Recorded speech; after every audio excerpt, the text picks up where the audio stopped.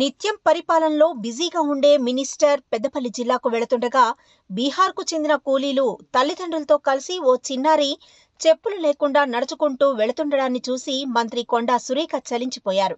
వెంటనే కారు ఆపి ఆ చిన్నారిని చెప్పుల దుకాణంలోకి తీసుకెళ్లి ఆ 5 సంవత్సరాల పాపకి చెప్పులు కొనిచ్చారు. అంతేకాదు ఆ చిన్నారికి చిరిగిపోయిన డ్రెస్ ఉండడంతో తన సొంత ఖర్చులతో 5 డ్రెస్లను కొనుగోలు చేసి పేరెంట్స్ కి అప్పగించారు మంత్రి కొండా సురేఖ. మీరు ఏ విధంగా అయితే చెప్పులు వేసుకొని నడుస్తున్నారో మీ పాప కూడా అదే విధంగా చెప్పులు వేసుకొని నడవాలి, పిల్లలకు కష్టం కలిగించొద్దని పేరెంట్స్ కు హితవు పలికారు మంత్రి కొండా సురేఖ. మంత్రి కొండా సురేఖ ఒకసారిగా కారు దిగడంతో స్థానికులు ఆశ్చర్యానికి గురయ్యారు. అయితే మంత్రి సురేఖ పెద్దపల్లి జిల్లాలోని సబ్బితం గ్రామంలోని కోదండ రామాలయంలో జరిగే ఒక కార్యక్రమానికి వెళుతూ కాలినడకన వెళుతుండగా చెప్పులు లేకుండా కాలినడకలతో వెళుతున్న ఆ పాపను చూసి మంత్రి సురేఖ ఆగారు. సుల్తానాబాద్ లో 20 నిమిషాలు ఆ చిన్నారితో షాపింగ్ చేసి చెప్పులు డ్రెస్సులు కొనివ్వడంతో స్థానికులు కొండా సురేఖ చేసిన మంచి పనిని పలువురు అభినందించారు.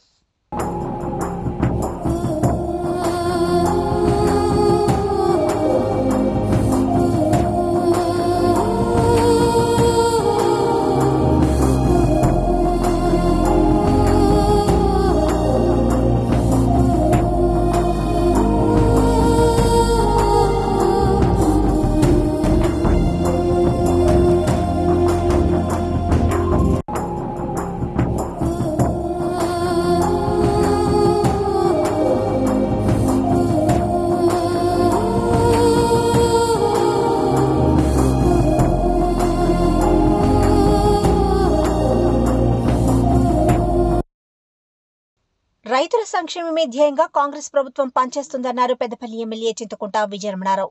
పెద్దపల్లి జిల్లా ఎలిగేడు మండలం సుల్తాన్పూర్ నుండి శివపల్లి వరకు రైతుల పంట పొలాలకు సంబంధించిన రోడ్డును 3,95,00,000 రూపాయల సిఆర్ఆర్ నిధులతో బీటీ రోడ్డు పనులకు ఎమ్మెల్యే విజయరమణారావు శంకుస్థాపన చేశారు. అనంతరం ₹1,00,000 నిధులతో అంతర్గత సీసీ రోడ్డు నిర్మాణాన్ని కూడా ఆయన శంకుస్థాపన చేశారు. ఈ సందర్భంగా గ్రామానికి విచ్చేసిన విజయరమణారావుకు కాంగ్రెస్ నేతలు పుష్పగుచ్చం అందించి శాలువాతో సన్మానించి ఘన స్వాగతం పలికారు. అనంతరం ప్రగతి స్కూల్ యాజమాన్యం ఎమ్మెల్యేను ఘనంగా సన్మానించారు. ఆ తర్వాత గ్రామ పంచాయతీ పారిశుద్ధ్య కార్మికులను ఎమ్మెల్యే విజయరమణారావు, మాజీ సర్పంచ్ హర్షణపల్లి వెంకటేశ్వరరావు శాలువాతో సన్మానించి సత్కరించారు.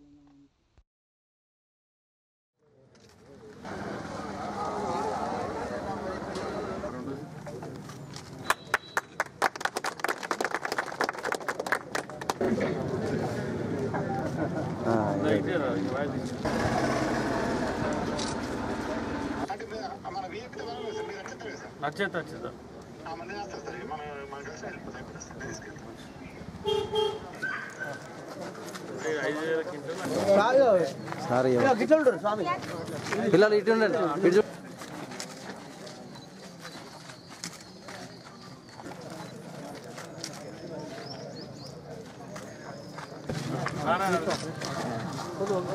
ఓకే సార్,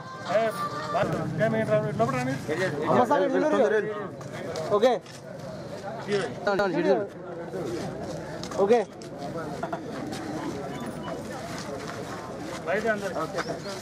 అందరికీ నమస్కారం. రాంపూర్ నుండి శివపల్లి వరకు సిఆర్ఆర్ నిధుల నుండి పంచాయతీ నిధుల నుండి 3,95,00,000 వెచ్చించి మరి రోడ్డు నిర్మాణానికి మంజూరు తీసుకోవడం, దాంతోపాటు ఈరోజు శంకుస్థాపన పనులు ప్రారంభోత్సవ భూమి పూజ కార్యక్రమాన్ని చేసుకోవడం జరిగింది. దాంతోపాటు ఎన్ఆర్జీఎస్ పథకంలో గ్రామానికి సంబంధించి 10 లక్షల రూపాయలు వెచ్చించేటువంటి సీసీ రోడ్ నిర్మాణానికి కూడా శంకుస్థాపన భూమి పూజ కార్యక్రమాన్ని చేసుకోవడం జరిగింది. ఈ గ్రామస్తుల రైతు సోదరులందరూ కూడా మాకు ఈ రోడ్డు బీటీ రోడ్ అయితే బాగుండు, మాకు రైతులకు ఇబ్బంది అవుతా ఉందని చెప్పి వారు ఏదైతే కోరినరో వాళ్ళ కోరికను మన్నించి వారి ఆలోచనతో ఆ రోజే చెప్పడం జరిగింది. మరి చెప్పిందే తడుగా దాదాపు ఇంచుమించు 4 కోట్ల రూపాయలు వెచ్చించి మరి రోడ్డును కూడా ఇవాళ మనం గత 1 మంత్ కిందనే మంజూరు తీసుకున్నాం. టెండర్లు కూడా దగ్గరికి వచ్చింది. రాబోయే ఒక 1 మంత్ తర్వాత ఈ రోడ్ నిర్మాణం కూడా పనులు ప్రారంభమైతే వర్షాలు వస్తాయి, అకాల వర్షాలు వస్తూ ఉన్నాయి. ఒక్కసారి వచ్చిపోవడం ఒక నెల 15 రోజులు 4 రోజులకు ఒకసారి ఇట్లా కొట్టుకుంటూ పోతూనే ఉన్నాయి. దాంతో ఏమైందంటే నీకు రౌతుల వాడి పంట రాలుతూ ఉంది. ఇది రౌతుల వాడి లేదు అని అంటే వడ్లు తడిచి ముక్కవట్టుడో మొలకచ్చుడో రంగు మారుడో లేకుంటే ఇట్లా రకరకాల కారణాలతోని రైతు ఇబ్బంది పడుతూ ఉన్నాడు. మరి అటువంటి ఇబ్బంది రావద్దు, అటువంటి ఇబ్బంది గురి కావద్దు. రైతుకు లాభసాటి పంట రావాలి, రైతు బాగుండాలంటే మీరు అనురాధ కార్తీలనే ఖచ్చితంగా నార్లు వేయాలి. 2 నుంచి 3 రోజులలో బోనస్ పడతా ఉంది. అంటే ఇంత పెద్ద ఎత్తున ప్రభుత్వం సర్వీస్ చేస్తూ ఉంటే కొంతమంది దొంగలు, కొంతమంది పని లేని వాళ్ళు, వాళ్ళకి ఏం పని ఉండదు, బురదలే అటువంటి ప్రయత్నం చేస్తూ ఉన్నారు. కాబట్టి దయచేసి రైతు సోదరులారా మీరు ఏది నమ్మద్దు. ఇలా కౌలు రైతుకు కూడా లాభం జరుగుతుంది ఫస్ట్ టైం. ఇలా కౌలు రైతుకు కూడా బోనస్ వస్తూ ఉంది. ఫస్ట్ టైం కౌలు రైతుకు బోనస్ రావడానికి ఏ రోజు కూడా కౌలు రైతుకు ఇంత న్యాయం జరిగింది దేశ చరిత్రలో ఎక్కలేదు. తెలంగాణ దేశ చరిత్రలోనే కౌలు రైతుకు నేరుగా అకౌంట్లలో బోనస్ పడేటువంటి దాఖలాలు లేవు. కరీంనగర్ జిల్లా కేంద్ర సహకార బ్యాంకుకు అరుదైన గౌరవం దక్కింది. కరీంనగర్ జిల్లా కేంద్ర సహకార బ్యాంకు పాలకవర్గ సభ్యులు చండీగఢ్లోని రాజ్భవన్లో హర్యానా గవర్నర్ బండారు దత్తాత్రేయతో కలిసి మర్యాదపూర్వకంగా ఆయన్ని కలిశారు. సహకార బ్యాంకులలో కరీంనగర్ జిల్లా కేంద్ర సహకార బ్యాంకు గత 9 సంవత్సరాల్లో 8 సార్లు అత్యున్నతమైన ఉత్తమ బ్యాంకు అవార్డు వచ్చిన విషయం తెలిసిందే. అయితే తెలంగాణకు ఈ గౌరవాన్ని తీసుకువచ్చిన bank chairman Konduru Ravinder Rao, vice chairman Pingali Ramesh, CEO సత్యనారాయణరావుతో పాటు కేంద్ర సహకార సంఘ పాలకవర్గ సభ్యుల్లో సుల్తానాబాద్ సొసైటీ చైర్మన్ శ్రీగిరి శ్రీనివాస్తో పాటు జిల్లాలోని డైరెక్టర్లను గవర్నర్ దత్తాత్రేయ సన్మానించారు. పెద్దపల్లి జిల్లా కాల్వశ్రీరాంపూర్ మండలం మీర్జంపేట గ్రామానికి చెందిన పచ్చిక సుగుణ సదాశివరెడ్డి దంపతుల కుమారులు పచ్చిక రేవంత్ రెడ్డి, పచ్చిక శ్రీకాంత్ రెడ్డి ఎన్ఆర్ఐలో నిరుపేద విద్యార్థులకు తమ వంతు ఆర్థిక సహాయం అందిస్తూ చేదోడు వాదోడుగా నిలుస్తూ గ్రామంలో ఆదర్శంగా నిలుస్తున్నారు.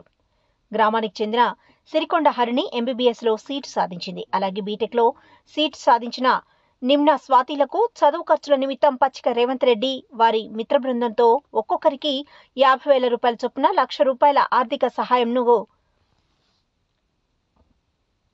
ఆర్థిక సాయంను పంపించగా మాజీ ఎంపీపీ గోపగోని సారేగౌడ్, కాల్వశ్రీరాంపూర్ వ్యవసాయ market chairman Ramidi Tirupati Reddy, Congress party మండల శాఖ అధ్యక్షుడు గజవీన సదయ్య చేతుల మీదుగా నగదును నిరుపేద విద్యార్థులకు అందించారు. గ్రామానికి చెందిన ఉయ్యాల బాలకృష్ణ డాక్టరేట్ పట్టా సాధించడం పట్ల అతనితో పాటు నిమ్న స్వాతి, సిరికొండ హరిణ్లను అభినందించి శాల్వాలతో ఘనంగా సన్మానించారు. నిరుపేద విద్యార్థులకు ప్రోత్సాహకంగా సదాశివరెడ్డి దంపతులు, వారి కుమారులు రేవంత్ రెడ్డి, శ్రీకాంత్ రెడ్డిలు ఆర్థిక సాయం అందించడం పట్ల గ్రామస్తులు పచ్చిక వారి కుటుంబాన్ని అభినందించారు.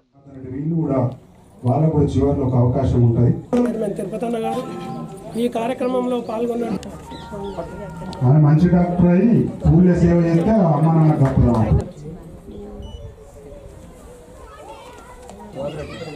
అవి ఇప్పుడు నీకు తక్కువే కావచ్చు, కానీ నువ్వు అట్లాంటి మళ్ళీ సహాయం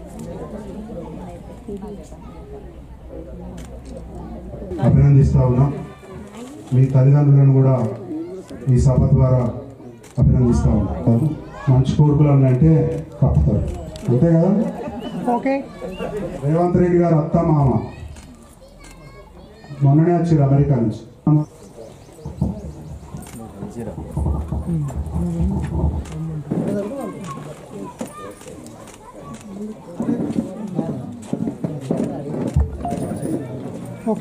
బీద పిల్లలందరికీ కూడా ఆర్థిక సాయం చేయాలన్నటువంటి మనసున్నటువంటి పచ్చిక సుగుణ సదాశివరెడ్డి గారి యొక్క పుణ్య దంపతుల యొక్క కుమారుల యొక్క ఆలోచన విధానం, రేవంత్ రెడ్డి కానీ వారి కుటుంబము, తర్వాత డాక్టర్ శ్రీకాంత్ రెడ్డి గారి యొక్క ఆలోచన ప్రకారంగా ఈరోజు ఈ యొక్క ఆర్థిక చేయూత కార్యక్రమంలో ఏదైతే జన్మనిచ్చినటువంటి తల్లిదండ్రులకు మంచి పేరు తెచ్చేటువంటి సంతానము చూడాలనేది మనం చాలా సందర్భాల్లో అనుకుంటా ఉన్నటువంటి పరిస్థితి.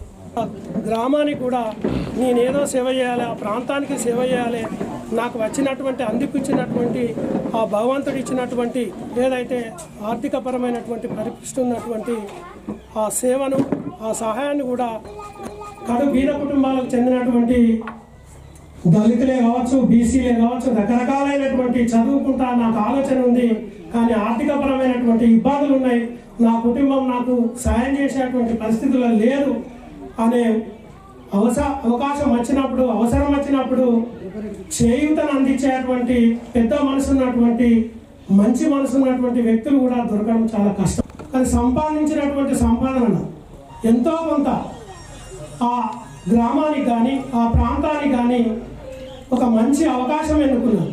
అటు దేవాలయాలకు కానీ, తర్వాత స్కూళ్ళలో చదువుకున్నటువంటి పిల్లలకు కానీ, ఆ తర్వాత పై చదువులు చదువుకోవాలి, నాకు ఇబ్బంది అనే ఉద్దేశంతో అనుకున్నప్పుడు సేకరించి శోధించి సాధించేటువంటి కార్యక్రమంలో నిమగ్నమైనటువంటి సుగుణ పచ్చిత సదాశివరెడ్డి గారి యొక్క కుటుంబానికి మనం ఎల్లకాలం కూడా రుణపడి ఉండాలి. ఈ గ్రామంలో ఉన్నటువంటి కొందరు కడు బీద కుటుంబాలకు చెందినటువంటి విద్యార్థులు అనే ఉద్దేశంతో తెలియజేస్తూ, ఈ గ్రామంలో ఇంతమంది డాక్టర్లు, తర్వాత ఇంతమంది చదువుకున్నటువంటి మహానుభావులు ఉన్నటువంటి ఈ గ్రామంలో ఇంత మంచి ఆలోచన చేసినందుకు వారికి శ్రీకాంత్ రెడ్డి గారు కానీ, అక్కడ ఉన్నటువంటి రాష్ట్ర ముఖ్యమంత్రి నామకరణం ఉన్నటువంటి రేవంత్ రెడ్డి గారికి కానీ ప్రత్యేకమైనటువంటి కృతజ్ఞతలు. మా గ్రామస్తుల తరఫున ధన్యవాదాలు. నాకు నాన్న చెప్పేదాకా తెలియదు అనిల్ వాళ్ళ పాప ఎంబీబీఎస్ చదువుతుంది అని. అనిల్ కన్నా ఎక్కువ వాళ్ళ అమ్మ లక్ష్మి అని ఉంటుంది. ఎప్పుడు మా ఇంటి దగ్గరే ఉండేది, తెలుగు ఎప్పుడు వచ్చినా కూడా ఉండేది. చాలా సంతోషంగా అనిపించింది లక్ష్మి వాళ్ళ మనవరాలు డాక్టర్ అవుతుంది అని. ఇంకోటి రవి మొన్న రీసెంట్గా చనిపోయాడు, మొన్న కూడా వచ్చాను నేను వాళ్ళ ఇంటికి. తను చనిపోయినా కూడా డిప్రెషన్ ఏం ఫీల్ కాకుండా చదివి మంచి ఇంజనీరింగ్ సీట్ సాధించింది. తను కూడా సంతోషంగా ఉంది కాకి యూనివర్సిటీలో. Okay, very good. అలాగే మన చిన్న గ్రామం నుంచి పిహెచ్డి చేయడం అనేది చాలా కష్టం. ఎవరికైనా కూడా చాలా ప్రోత్సాహం ఉంటేనే పిహెచ్డి కానీ డాక్టరేట్ కానీ చేయగలుగుతారు. కంగ్రాచులేషన్స్ బాలకృష్ణ.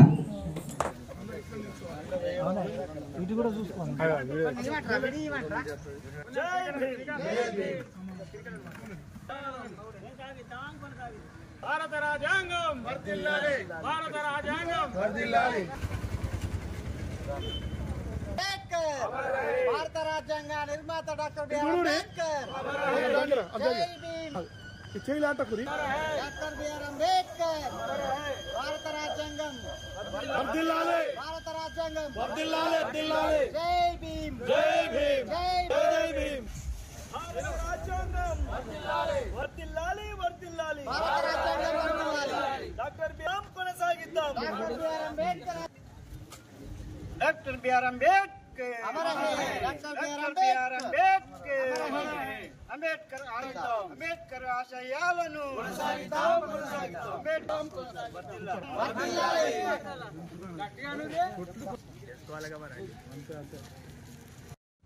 భారత రాజ్యాంగాన్ని రచించి 75 సంవత్సరాలు పూర్తి చేసుకున్న సందర్భంగా శ్రీరాంపూర్ మండల కేంద్రంలో డాక్టర్ బిఆర్ అంబేద్కర్ గారికి ఘనమైన నివాళి అర్పించడం జరిగింది. భారత రాజ్యాంగాన్ని రచించడానికి ఏదైతే డాక్టర్ బాబాసాహెబ్ అంబేద్కర్ గారు 2 సంవత్సరాల 11 నెలల 18 రోజులు అరవీరాలంగా కష్టపడి ప్రపంచ దేశంలో ఉన్న సుమారు 200 దేశాలలో రాజ్యాంగాలను పరిశీలించి భారతదేశానికి అతిపెద్ద లిఖితపూర్వకమైన రాజ్యాంగాన్ని రచించిన ఘనత డాక్టర్ బాబాసాహెబ్ అంబేద్కర్ గారు. వారి ఆచరణలోనే వారి రాసిన రాజ్యాంగాన్ని కరెక్ట్ అమలు చేసినట్టయితే భారతదేశంలో ప్రతి ఒక్కరూ ప్రతి సంవత్సరాలనే అందరూ సమానత్వంగా ఉండేటట్టుగా వారు రచించడం జరిగింది. 75 సంవత్సరాలు పూర్తి చేసుకున్నా కూడా పాలించిన పాలకులు ఆ రాజ్యాంగాన్ని అమలు చేయక ఇంకా రాజ్యాంగం కొరకు మాట్లాడే పరిస్థితి 75 సంవత్సరాలు రావడం ఒక రకంగా దురదృష్టకరం. ఏదైతే ఇప్పుడున్న భారతదేశంలో పరిపాలిస్తున్న ఏదైతే అధికార ప్రభుత్వాలు భారత రాజ్యాంగాన్ని మార్చి వేరే మనువాద రాజ్యాంగాన్ని రాయడానికి చాలా కుయుక్తులు పడుతూ ఉన్నాయి. ఎట్టి పరిస్థితుల్లో కూడా భారతదేశంలో నివసించే దళిత బహుజనులే కాదు, భారతదేశంలో నివసించే ప్రతి ఒక్కరు కూడా ఏదైతే మనువాద సిద్ధాంతానికి వ్యతిరేకంగా పోరేవాడు మనువాద సిద్ధాంతాన్ని భారతదేశానికి రాకుండా ప్రతి ఒక్కరిపైన ఆ బాధ్యత మనందరిపైన ఉంది. డాక్టర్ బిఆర్ అంబేద్కర్ గారు ఎంతో శ్రమకు ఒడ్డూడి ఈ యొక్క రాజ్యాంగాన్ని రచించడంలో ముఖ్య భూమిక పోషించి ఇక్కడ ఉన్నటువంటి భారతదేశంలో కాదు అన్ని దేశాలలో ఉన్నటువంటి బడుగు బలహీన వర్గాలకు కానీ ఆ ప్రాంతాలకు కానీ లాభం జరిగే విధంగా అనేక సంస్కరణలు తీసుకొచ్చి అనేక చట్టాలు అనేక ఒడిదొడుకు కూడా వారు ఈ యొక్క రాజ్యాంగ రాయడంలో ముఖ్య భూమిక పోచి ఈ ప్రాంతంలో మన బడుగు బలహీన వర్గాలకు రిజర్వేషన్ల రూపకల్పనలో అత్యధిక ప్రాధాన్యత కల్పించిన డాక్టర్ బిఆర్ అంబేద్కర్ గారి యొక్క శ్రమకు ప్రతిఫలమే యొక్క భారత రాజ్యాంగం అని తెలియజేసుకుంటూ, రాజ్యాంగం ద్వారా భారతదేశంలో ఉన్న ప్రతి ప్రజలు, ప్రతి కులము, ప్రతి వర్గము, ప్రతి వారు కూడా అట్టడుగు వర్గాలు ఎస్సీ, బీసీ, ఓసీ అని అనుకుంటా ఎవరిది వాళ్లకు అన్నీ ఒక రూపకరించి అట్టి ప్రజలకు సేవ చేసేట్లా వారు ఇచ్చినటువంటి రాజ్యాంగము స్ఫూర్తిగానే ఇప్పుడు వచ్చే రిజర్వేషన్లు కానివ్వండి, ఇప్పుడున్న ప్రాబ్లం మన ఉన్నటువంటి అనుభవిస్తున్నటువంటి అవకాశాలు కానివ్వండి వారిచ్చింది అని 1949 నవంబర్ 26న మొదటి రాజ్యాంగ ముసాయిదాను ఆమోదించి సంతకాలు చేసి సంబరాలు చేసుకున్న రోజున ఈరోజు మనం సంబరాలు చేసుకుంటున్నాం. ఈ భారత రాజ్యాంగం అమలయ్యి 75 సంవత్సరాలు అవుతున్నప్పటికీ కూడా ఇంకా పూర్తి స్థాయిలో